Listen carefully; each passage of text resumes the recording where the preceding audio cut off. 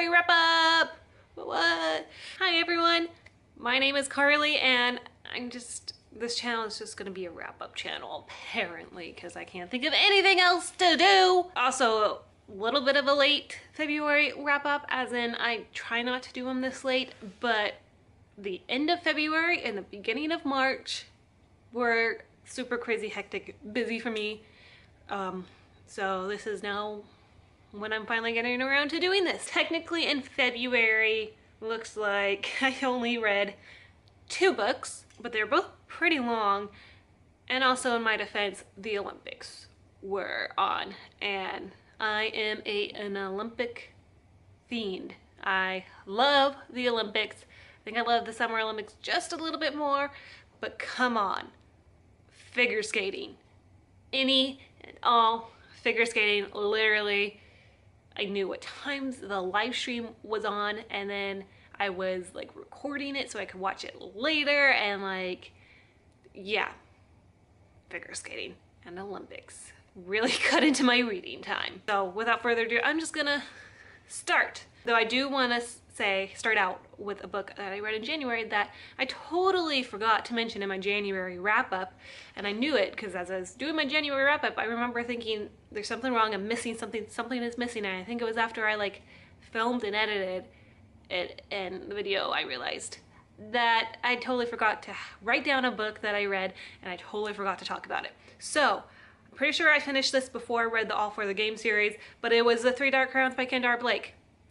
I gave that a 3.5 out of 5 stars, and I'm very surprised that I forgot to talk about it because I actually really enjoyed it. It was a book, well, I mean, if you haven't heard about it, it's a book, it's about these 3 sisters, and when they come of age, they're basically pitted against each other to try and kill each other, and whoever is not killed becomes queen of this land. And so they're raised in 3 different areas of this land. I know you've got the poisoners and the naturists. I don't quite remember what that, and the elements. Those are probably not the correct names, but basically one sister has a trait where she can basically consume any and all poisons without being affected by them. Another person has a trait where she can control like the elements basically. Another one will have a trait that they can basically talk to like wildlife, like they can have a connection with like animals and kind of take control over them. And I'd heard mixed things about this book, in that there seemed to be people really liked it or people really didn't like it and they found it boring. And so I was a little wary going into it, but I decided still to give it a chance, and I really liked it. I was definitely on the I really liked it. I could see how people might find it a bit boring, and I will admit that after the first few chapters, it did feel like one of the queen's perspectives was just totally like forgotten about. Like they would throw her perspective in every so often, which made me a little sad. Like it was something that was the only thing that I took a little issue with, but even then it's not so much an issue. I just wish all 3 queens might have had like a more, they were all written about equally, and it just felt like this one queen wasn't quite up to par with the other characters. But I'm pretty sure I saw that my library had the 2nd book, so I can't wait to go back to my library to pick that up and read it. I just haven't had the chance because I have a lot of books I own right now that I want to read. So I will get into that series come sometime soon, hopefully. Now that's like the finished January wrap up. Here's my February wrap up. The first book I finished in February was Summerland by Michael Chabon. I can never remember how to say this. I gave this a 3 out of 5 stars, about this kid who goes on a journey throughout like different worlds and plays baseball to try to save his dad, basically. This sounded like something I would really like, and I don't know if it's because I started this in December and only just finished it in February or what, but it was like I didn't necessarily hate it, but I was bored with it. Pretty bored with it. So I gave it a 3 out of 5 stars just because it was okay. There wasn't anything super great about it, and there wasn't anything that I necessarily hated about it. But I think it fell under kind of the same realm that like the Golden Compass did with me, and that like the conversations just didn't flow in a way that I wanted to. Like mythological aspects in baseball, and it takes place in the Pacific Northwest, and honestly all of that is stuff I like, and yet I was bored by this book.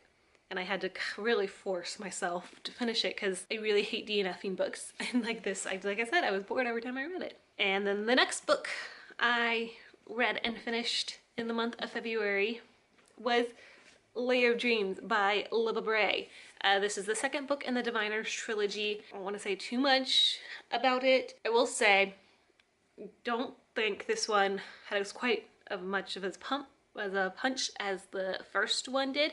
This one was very much slower paced, and I did kind of feel like, I didn't feel like the plot was quite as deep enough as in the first book, as in there was the plot to it, but this book is like 600 pages long, or I think this copy is almost 600 pages long, and I didn't feel like the plot was good enough to be covered in a 600-page book, so I felt like a lot that was in this book was just filler.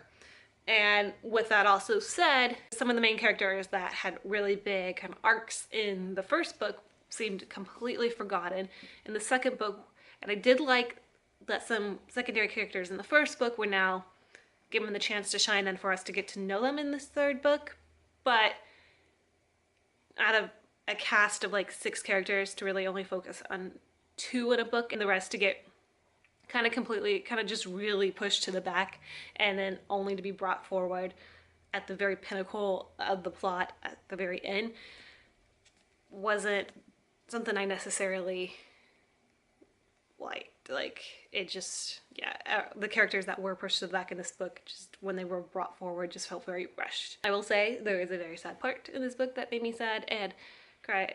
I think I almost cried, and I was very sad, but it looks like things are looking up for the character, and honestly I still absolutely love the series. I have the third book just waiting to be read, and I cannot wait to pick it up and read it. The only reason I have not is because I was trying to finish another book for February, and then when I finished that book I was spending the weekend in an Airbnb that was kind of just different, and because it was different and not the area we're used to, a little creepy, and I didn't feel like picking up a book with creepy-ish elements. And I tried so very hard to finish another book that month, but it just did not happen. So you will hear about that book in my March wrap up, because technically I finished it March 1st.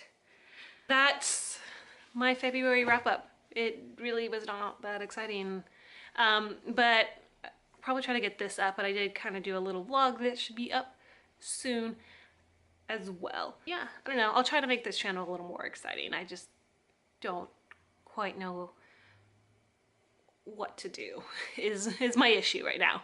But anyway, I thank you guys so much for watching and so much for sticking around through these last few months. It's really hard time for me, and filming and videos were not necessarily on my mind. But yeah, again, thank you so much for watching. I hope you guys have a wonderful, wonderful rest of your day. And is the cat gonna come? Is the cat gonna come? Is the cat gonna come? Okay, I thought I'd get my cat to come say bye to us, but that's not gonna happen. All right, anyway, bye guys. No, no, no.